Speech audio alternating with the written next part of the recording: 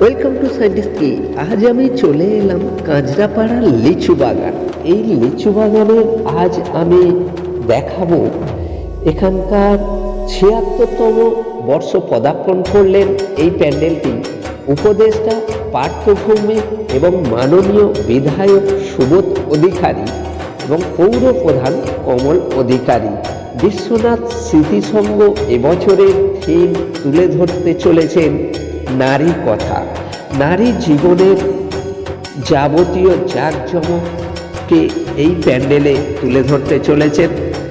এই নারী কথাকে সামনে উপেক্ষা করে নারীর জীবনের প্রশংসা, নারীর যে কত রকমের রূপ হতে পারে, নারী কত রকম সাজে সজ্জিত হতে পারে, নারী কি করতে পারে জীবনযাপনে, সব কিছুই তুলে ধরেছেন এই পূজা মণ্ডপের মাধ্যমে।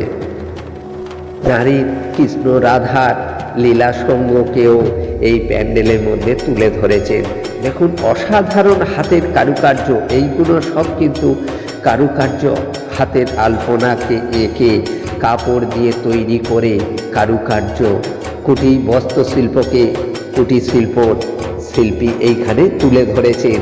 দেখুন, নানান কারুকার্য শিল্পকে এইখানে তুলে ধরা হয়েছে এই প্যান্ডেলের মাধ্যমে। অসাধারণ তৈরি করেছেন এই প্যান্ডেলটি। না দেখলে ভাবাই যায় না যে এত সুন্দর কারুকার্য, এত সুন্দর এই প্যান্ডেল। বিশ্বনাথ স্মৃতিসংঘে এবছরের থিমটি অসাধারণ। নারী কথা তো নারীর রূপকে সম্পূর্ণ কাজে সজ্জিত করে নকশা, আলপনা, নানান ধরনের কারুকার্যকে তুলে ধরেছেন এই কুটির শিল্প এই প্যান্ডেলের মধ্যে।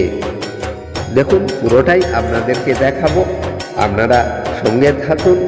এই দেখুন, এইখানে এই কারুকার্য কাজ চলছে, এখনো সম্পূর্ণ হয়নি, ঠাকুরও বসানো হয়নি।